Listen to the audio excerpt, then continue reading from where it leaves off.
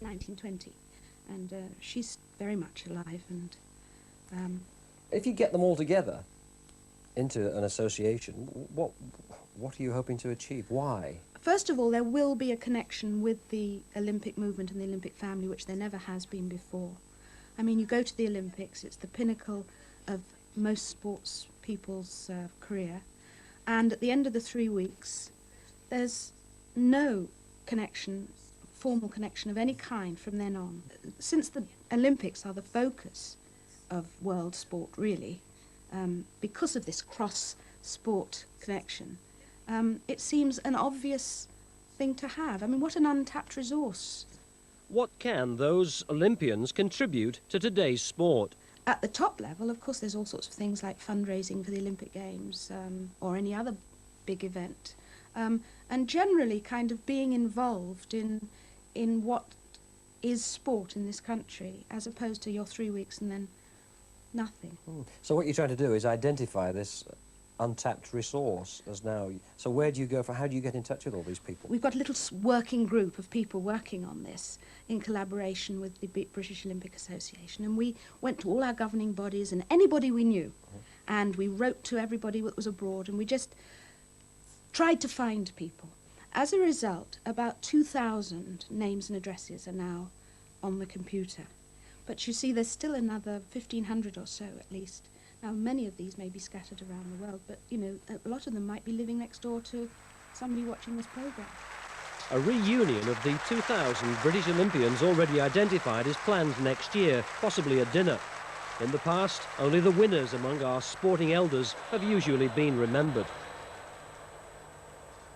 Yes, and I think in this case it's similar, that when you've done it, that's it, thank you very much. And where are all these people, you know? I mean, what are they doing now? Wouldn't it be interesting to find out who they are and where they are and what they're doing? And these are people who did something very extraordinary. Not many of us around. If you do qualify, that's the address. The Olympians, care of the British Olympic Association, 1 Wandsworth Plain, London SW18 1EH. One bit of soccer news from the European Championship Group 5. Luxembourg 2, Germany 3. The world champions given a real scare by a Luxembourg side that included just 3 full-time professionals. And the other soccer news, Liverpool are out of the Rumbelows Cup, beaten by 3-1 by Manchester United at Old Trafford tonight. And that's it for tonight. A good night of European soccer next week and a good night of European boxing tonight. Lennox Lewis wins the European heavyweight title, while at Wembley, Liverpool's Paul Hodkinson emphatically retained his featherweight crown. Good night.